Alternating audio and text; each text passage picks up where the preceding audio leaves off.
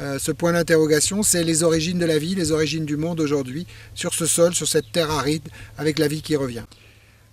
Le design de l'écologe de Terre des Étoiles est important. Nous avons gardé la disposition de la Terre, le territoire tel qu'il est, avec ses cassures, avec ses courbes, avec ses montagnes et ses vallées. On ne transforme pas la nature, on s'y adapte, on joue avec elle, on s'harmonise avec elle.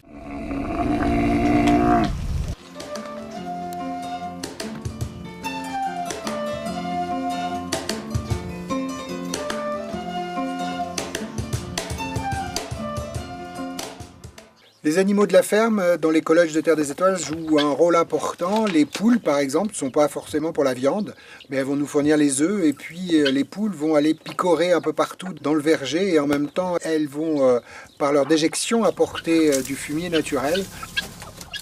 On se sert aussi des animaux pour fabriquer le compost. Pour nous, c'est important de pouvoir produire notre propre compost pour amender la terre et recréer les éléments organiques. Donc les animaux jouent un rôle assez capital dans l'écosystème que l'on recrée.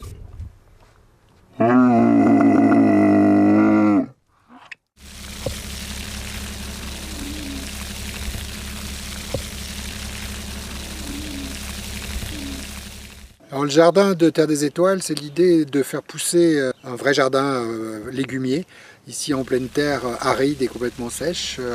L'idée, c'est de revigorer la terre, de régénérer la terre et les sols, et c'est d'apporter la preuve que l'on peut cultiver même ici en plein désert.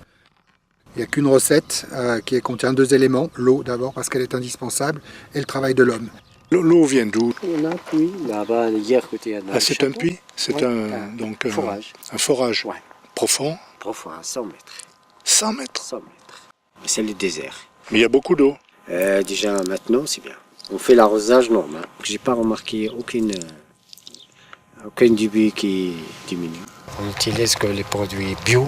Lorsque j'ai une maladie ou les acariens ou quelque chose, je prends les herbes aromatiques, je les mets 24 heures dans l'eau et après tu arroses et c'est bien. C'est très bon la citronne, le romarin, l'œil d'Inde.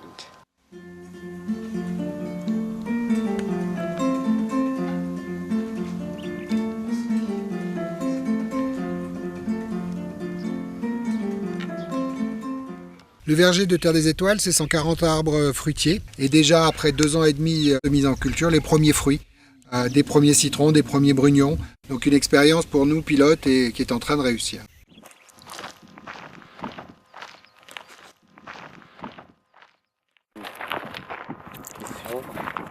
C'est le grenadier, belle fleur.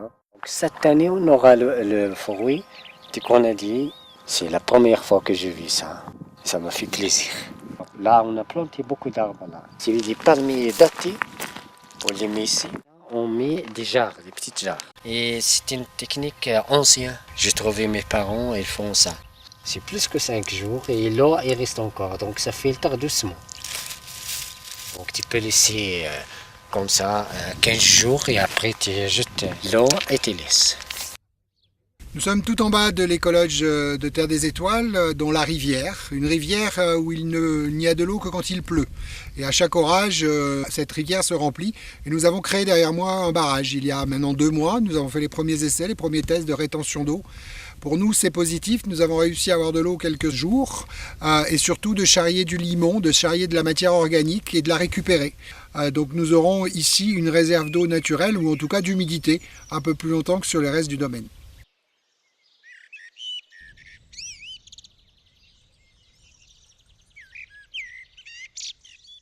L'idée de départ, c'est de revivre l'expérience des nomades et des tribus berbères qui parcouraient le Maroc, de l'Atlas au Sahara, en vivant sous une tente Raïma, comme celle que vous avez derrière moi, en utilisant des moulins à farine, des moulins à huile et différents alambics et autres ingrédients et ustensiles. C'était leur habitat traditionnel, et notre idée de départ, c'est de revivre ces conditions-là, avec un petit peu plus de confort, vous l'aurez remarqué, mais de refaire vivre cette ambiance, l'ambiance des nomades, de vivre dans un cadre où il n'y a plus de pollution urbaine, il n'y a plus de pollution lumineuse de la ville, simplement le calme, le silence et la nuit noire. Voilà, Mohamed est en train de préparer les tagines, on est en train de mettre le charbon de bois dans les canounes. Les canounes, c'est ce qui supporte le tagine. Le tagine, c'est le contenant, c'est le plat. On cuit ici au feu de bois, cuisine traditionnelle avec à l'intérieur la viande ou les légumes qui sont préparés derrière nous en cuisine. Et à partir de là, ça va mijoter sur les canons. Voilà, tagine les légumes.